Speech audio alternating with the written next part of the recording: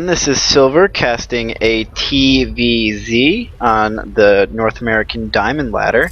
Now this replay was sent to me in order to figure out what the hell happened with one of these guys' army later in the game. He felt like he was vastly ahead in the army advantage with supply and upgrades, but he still lost.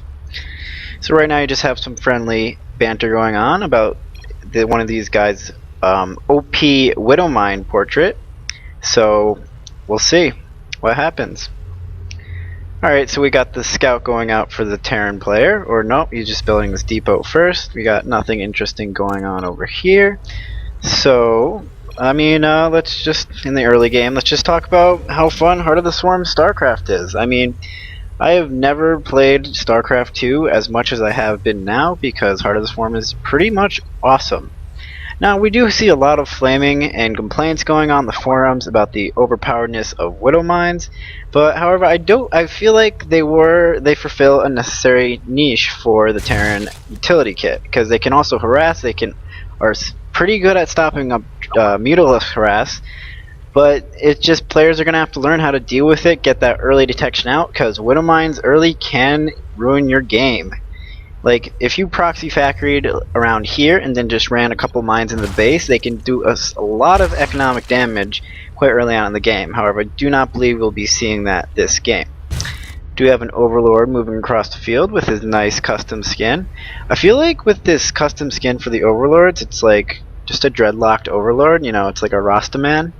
Because he kind of got like these dreads in the back, so I don't know, it's a nice aesthetic spec. I do love all the skins, especially the Zealot for the Protoss. It kind of makes him look like a ninja. Now, I have seen an expansion thrown down for the third player, King. It's King of Queens versus Bobby Bridges, so I'm just going to abbreviate it to King versus Bobby. So he has thrown expansion. He's probably going in standard opener for a Zerg. We'll see if he actually gets up to 3 bases here. And we have the Overlord Scout just getting to the base. There is a Marine underway, so that I think this Overlord will make it out in time before that Marine comes out. So far, yeah, nothing good. Orbital Command first, that is always a good idea. So if you're playing Terran and your Orbital Command is not upgraded almost immediately into your command center is not upgraded almost immediately into a Orbital Command, then you're probably in Silver League or lower, because that is something you need to do right away in order to get the cast mules, because this thing right here will boost your economy. As you can see right now, that does help him out, even though he is lacking, I believe, in the drone count. Now, he's 1 SCV behind, but as you can see with that mule kicking him, his economy will start to rise. He actually is beating him now, both on minerals and in gas, so once again, make sure you get that Orbital Command built right away. Now our Zerg player has thrown a geyser down in the meantime, and is currently, it's an extractor. He's currently putting 4 drones on there. Now I did see a post that mining with 4 drones is actually slightly more effective than mining with 3 for gas on the extractors, but however, that one drone could be used to mine minerals, so I feel like it's not as cost effective unless you're only going to build 1 right now, which it looks like he's doing. I think this is for an early layer tech, but we will see what he turns into that. He has built a spine crawler at the engine to prevent any early aggression, and in the meantime our Terran player has built a factory and is now building Widow Mines. So yes, sticking to his portrait, Bobby has decided to bring out some Widow Mines, and it looks like, yeah, he's following it up with a medevac. So looks like we'll be seeing a drop sometime really soon. See if it will pay off for him in the meantime. So far, boring game. We're approaching the 6-minute mark. This Overlord should probably come back in here and scout out. That's around the time you should be doing this as a Zerg, because this is a sacrificial Overlord and you kind of need that information. So if he can scout, if he sent this in and he scouted these Widow Mines in the starport, he would know what's coming his way. And Bobby has dropped another command center, so this is not a one base all in. He's just going for an early drop, which is why he hasn't built that yet, but he will be able to keep up in the economy if this drop does not work out. So we have seen 2 Evo chambers go down at the entrance to King's base. I think he's trying to create some sort of funneling system for the Terran units by Yeah, as you can see, he's creating a gap here so that the Terran will bunch up if needed. But it looks like he's going for a pretty much entire wall off to... I think that's to prevent Widow Mines or Helion harass, so we'll see. But of course, with the starport being underway and the medevac actually already en route, with 1 Helion and 2 Widow Mines, that's not going to help him out at all, considering there's no spores or spines at each base. He has nice even saturation, however, on both of his main and his natural, so that's the sign that he is going for a pretty much economic opener, and these mineral patches will be live longer than if he had oversaturation on this one. Now the drop is moving in. The drop unloads the Helion at the natural, and 1 Widow Mine. The Widow Mine burrows. Let's see if it can hit off any drones. It does not activate. This Helion is going to town. We have 1 kill on the Helion as well. The dropship has made it to the main base with 1 Widow Mine down. This is gonna hurt. 5 kills with 1 Widow Mine. That's 5 drones. So that's definitely going to hurt King at this point in the game. Now he has dropped a Spore Crawler here, so that we'll be able to clean up this Widow Mine. Probably not before it activates, but these queens could easily deflect. Now what he should do is probably get these back on these mineral patches, because the Widow Mine will automatically target the queens and therefore negate the damage. Now at the Widow Mine in the base is also off of cooldown. King realizes this and pulls his drones off the line to minimize this damage, and it only picks up 1 more kill. So that's 6 kills on that Widow Mine, and this one has been cleaned up. I believe that only got 1 kill, and the Helion has died, but it did not do that much damage. If you look at the workers killed, that is 8, 9, 10. Oh, what's happening here? Oh, there's a Banshee on the field. The Banshee has flown over and is now picking apart the drones. The Spore Crawlers were slightly out of position. He manages to cancel one in time, and while this Spore Crawler burrows over, and this Banshee is going to get out of there, that has another 5 kills. The King is annoyed. He's calling Terran an OP race. Now, I'm not sure. I think Blizzard has done a great job at balancing all the races respectively. I mean, Protoss, they have the strongest upper tier units. They have the most expensive armies. They have Chrono Boost for helping out their macro play. Zerg, on the other hand, has easy access to expansions. It can expand without really any risk early. While Terran has mules and other tricks up their sleeve. However, I'm a Protoss player, and I'll be honest, I feel that Terran has a little too much utility at all stages in the game. They have multiple ways to harass early, multiple army compositions in the mid to late game that can go up against pretty much anything that's thrown at them. But that's just my opinion, and I don't know, maybe it's just how Blizzard designed the game, because Terran's kind of like the Swiss Army knife of the races, but it's also the easiest to play. But then again, if you get a good Protoss Death Ball or you get maxed out on Zerg, it's the same kind of thing, because all that harass that they have earlier, if they don't keep up on the econ, they'll be severely down in the late game when Protoss are spotting Colossuses and maybe Carriers, while the Broodlords and the Ultralists are out for the Zerg, and with the constant remaxing of capabilities of both Zerg and Protoss, it can be quite difficult in the later game for the Terran player. Now what I mean by remaxing is that if you're maxed out as a Protoss, you should be throwing down tons of gateways, extra robocore, extra robo facilities, extra stargates, because with a big bank you could warp in literally infinite units if you have built infinite stargates. Well, that's actually not possible. You can warp in a lot of units. I believe the highest I've ever gotten to was 45 warp gates, in which I literally was remaxing at the battle scene during the fight. And for Zerg, if you stockpile your larva, you can remax your army several times. So that's kind of where the late game power of the Zerg and Terran, the Zerg and Protoss come from.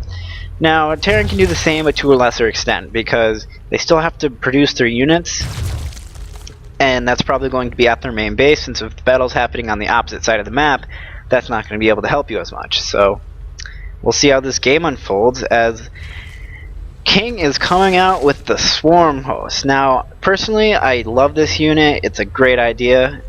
It's also very hard to pull off, because although you're like, oh, free units, they take a lot of punishment, they do a lot of damage, how is that not fair?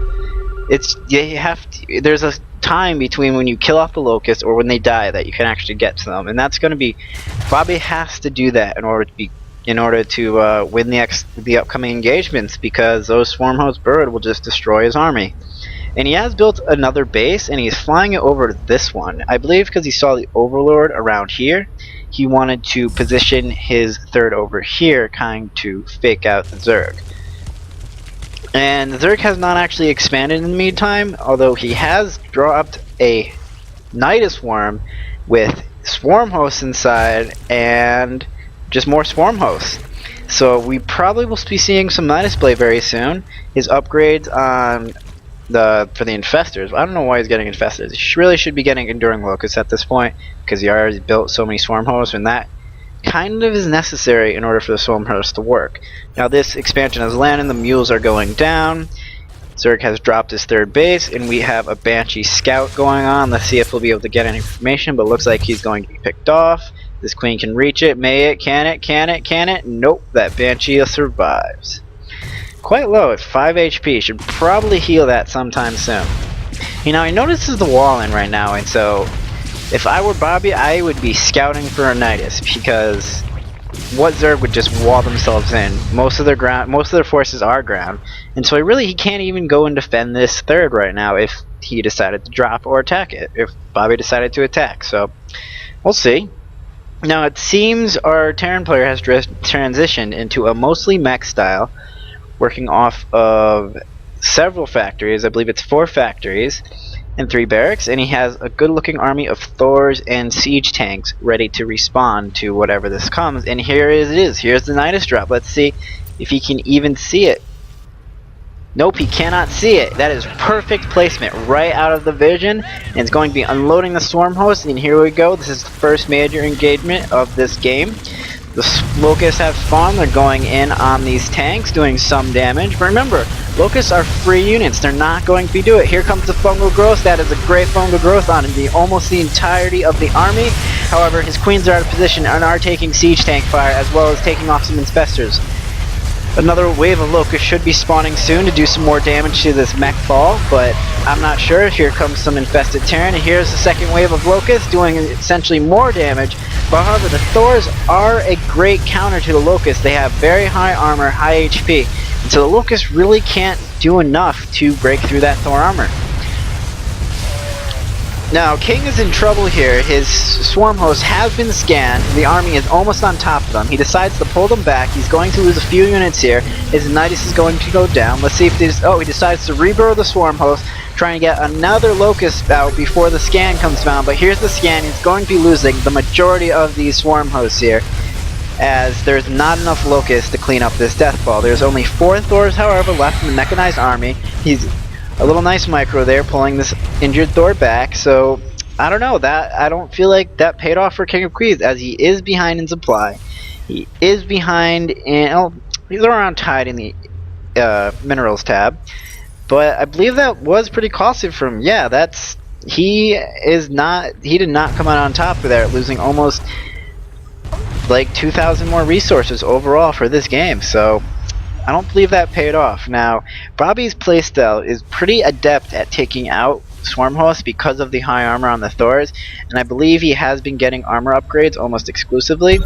Yes, he's already working... Oh, no, that's weapons upgrades for them. My bad. He's gotten weapons upgrade for the Terran mech, and he is working on infantry level upgrades, while our Zerg is on level 2 ranged and level 2 ground armor. So Bobby, they're on tied, I would say, in the upgrades tab, but Bobby does have the unit composition advantage, because if he decides to mix in some Hellbats into this army, that is going to be very strong against the Locusts, because a couple Hellbats can fend off a ton of Locusts. Now we are seeing another Locust attack by King. I think he's just maybe trying to get some free damage here, but he simply does not have enough Swarm Hosts. However, he has built another Nidus and is loading more Swarm Hosts into the opponent's third base, but he's built his third up here, so it's alright. Now, in the meantime, King's expansion has come up. However, he does not have a lot of mining going on down there because he has walled himself in. And if I look at this army, there's no anti-air. Now, his Swarm Hosts are slightly out of position, and they probably will be picked off here before another wave of Locusts comes. and it looks like he's going to be, like, once again losing the majority of his swarm hosts because he simply does not have enough to make a difference versus this many Thors. There is tons of Thors here, 7 Thors with a couple medevacs. Now the medevacs aren't really doing much besides drops at this point because there is not a lot of bio in this army.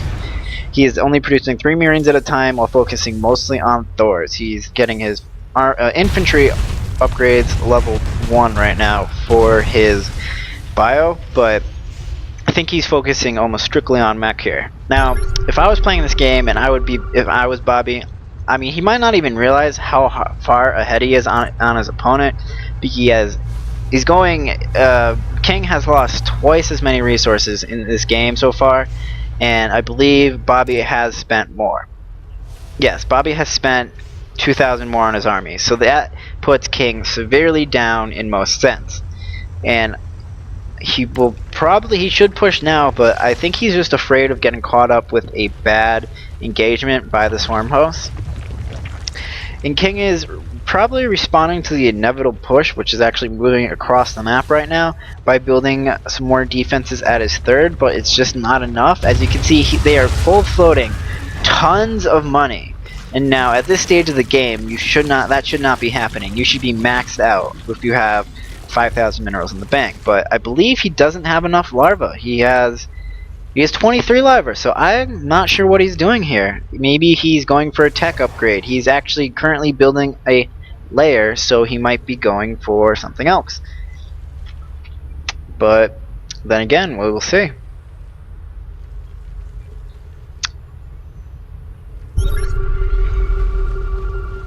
Actually, I believe, alright, my bad. Once again, I am bad at casting. This layer was actually picked off while a drop when this engagement was happening over here. So, he is now actually rebuilding his main and then teching it into a layer. What he should have done is tech this into a layer, because that was already complete.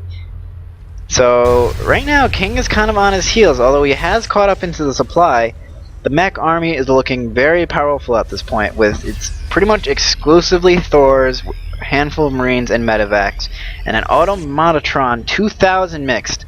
I believe this is actually not fighting for him. However sweet that would be, I think it would just be cannon fodder at this point. And Bobby is mixing in some siege tanks into the mix to probably deal with the locusts. This is a very smart move by him. And he's also producing a Raven, which will save him scans when he decides to engage. Now, King has positioned most of his forces behind the natural defenses at his natural, and has a large amount of swarm hosts and zerglings and pretty much nothing else at this point that can help him out here. He has 18 swarm hosts. That is a healthy number of swarm hosts. But unfortunately, he doesn't really have the infestors or any anti-air to back this up. So, in fact, if Bobby had built a starport with a reactor, a tech lab, which he already has done, cranking out a few Banshee here's might be able to win it. He doesn't have that many spores, and yes, these can fungal him, but once again, 4 or 5 Banshees coming in from this side could take out a lot of these swarm hosts with a Raven. So unfortunately, he doesn't decide to do that, but I don't think it really matters at this point, because Bobby is ahead in most aspects of this game. He's ahead in supply, he is ahead in income, he is ahead of bases, well, soon to be ahead in bases, I believe. Nope, he hasn't. Never mind. They're tied on bases, but here's an engagement going down. The spines are doing some work, but the Thors have just too much HP, and we should be seeing a response from King soon. Oh, here's some to swarm host. They burrow, going to be sending out a wave of locusts. However, I think this hatchery will fall as there is enough Thors to focus that down before the locusts get there. However, he does decide to pull off in the face of this massive Locust army, and now the Locusts are pretty durable because they have 2/2 upgrades at this point. However, that wave of Locusts will go down. The Zerglings are streaming in from the sides. The Infestors fungal, keeping some Thors in place. And now my screen is lagging ridiculously. I'm not sure why that is happening, but I feel like whenever I watch replays, my game performance actually goes down because I'm playing the game. So we do have Thors moving across in the medevacs. This will probably That's just some good micro here as he can place it right on top of the expansion while the rest of the army deals with the locusts. And now King has to deal with this because this is his third base. His natural is, his main's completely mined out. His natural is completely mined out. So this is his only mineable base right now. He needs to save this. He needs to make something happen. Here comes another wave of locusts. They could probably clean this up. One Thor goes down, the second's about to fall, this one's going to go down, and I believe he will have enough to make this work. Still, that is a substantial hit because right now, King's income is at pretty much 0. He has almost no mining going on at all. And he does have a nice bank, but still, the Terran opponent's mining is still looking pretty healthy. Now they have made a couple mistakes by not expanding earlier because his natural is running out and his main is almost down, so he should have actually taken this base and this base at this point of the game, especially with his opponent this far behind. Because taking a look at the unit loss tab, now that was a pretty nice engagement for the Zerg player, as he did even up the unit loss tab almost to the dot. That is a 40 mineral difference. However, the Terran army has an income and he does not, so he's going to be able to constantly remax while nothing can happen. And here's a huge drop going down at the main. I think he wants to kill the tech structures. Marines are unloading that queen and do anything to stop it, and the Marines aren't even stimming as they are just going to town. And here's another drop at the natural. The swarm hosts are here though. Will they be able to get off enough locusts? And here comes massive locust wave, cleans off this drop. However, the drop in the main has taken off the layer tech and is going to town. They're knocking out a spawning pool and trying to escape from this massive wave of locusts. And there we go. That's a nice explosion of the locusts. And he does get a good fungal on these meta drops. Of course, Bobby responds by unloading the Marines and killing those infestors. So I believe King has just swarm hosts and one infestor at this point and a ton of zerglings for his unit composition. So once again, he has those swarm hosts which are pretty powerful in mass at this number. So, but Terran army is quite looking powerful actually. He's transitioned straight to Marines at this point. The Terran army can be remaxed almost endlessly off this amount of econ, while Zerg player has no mining going on. I believe it is just gas. Yep, 0 mineral income. And he does have a little bit of bank left, but every unit he lost he cannot afford to replace. And we have the drop continuing into this third base. This will probably fall as his swarm hosts are out of position. The locust will not make it in time. His creep spread has not been good enough to make a complete creep blanket over there so that he can readily defend his expos, but this base probably will fall. However, I think King is just deciding to move out. He has realized that his base is lost, he cannot do anything about that, but he's relying on this massive swarm of swarm hosts, 26 swarm hosts, to do substantial damage here. Now he does burrow right dangerously close to the Terran opponent with the Raven there, and here comes the Locust Wave that can do some damage to this army. And my screen is lagging ridiculously, but nothing's gonna happen. These locusts are too slow, not on creep. So swarm hosts are moving across, probably going to attack this expansion up here. Terran Bobby is just sitting back, building another 4 more barracks. This is always good considering he's been floating money all game. The macro has been not too great on these opponents, I'm going to say. I'm not trying to be offensive, but they've been floating minerals all game. And there is a secret missile on the drone. I think it's going to make it out of range. However, that could have done some decent damage to those drones, as the secret missile does 100 splash damage. It is a lot weaker initially on the first target compared to Wings of Liberty, but it does a lot of splash damage. That would have killed all those drones. And so the Locusts have come here to harass this expansion, because I think this might just be him not realizing, but he's kind of lucky actually, because that was his opponent's only mining base. With that lifted off, that's it for the econ on the Terran player. Yep. Well, this one is going to die soon, and we're going to see that mineral tab drop substantially. He should kind of just focus down this Orville command, because really, why not? I don't believe he even has upgraded his locusts yet so that they spawn longer, and that is going to be severely hurting him later in the game. Yep, he does not have that. Instead, he got the glands for the infestors. Now, see, there's no income for either player. However, the Terran's main army is moving into the base, taking out the Evo chambers at the front. This is a pretty substantial bio army. The unit score currently looks at 69 Marines and 26 versus 27 Swarm hosts. Now, normally I would think that this many Swarm hosts are maxed out on upgrades. They have 3 armor and then 3 attack on the range. Could beat this many Marines, which are only have the 3 attack. So we'll see what happens at this is kind of a extreme late game. However, his expansion has just come up for Bobby, which will give him an econ, but King has built a ninja hatchery in order to not be revealed.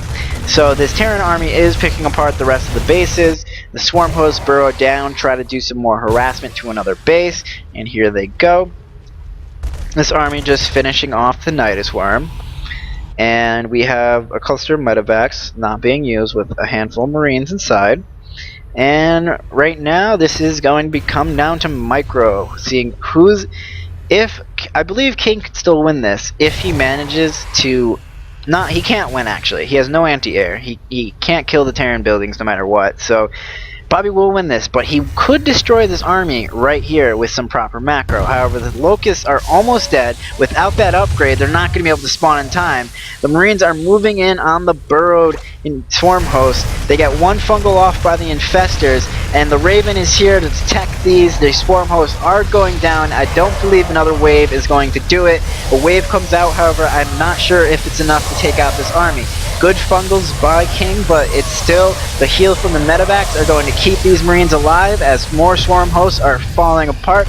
All the Locusts are dead. They have a while to go until the Swarm hosts, 9 seconds before they up, and there it is. The Swarm hosts are taken out. That is probably the game by King of Queens. I mean, by Bobby. As King of Queens has no income. He does have a bank, but he's on 22 supply to 152. There is nothing to do here.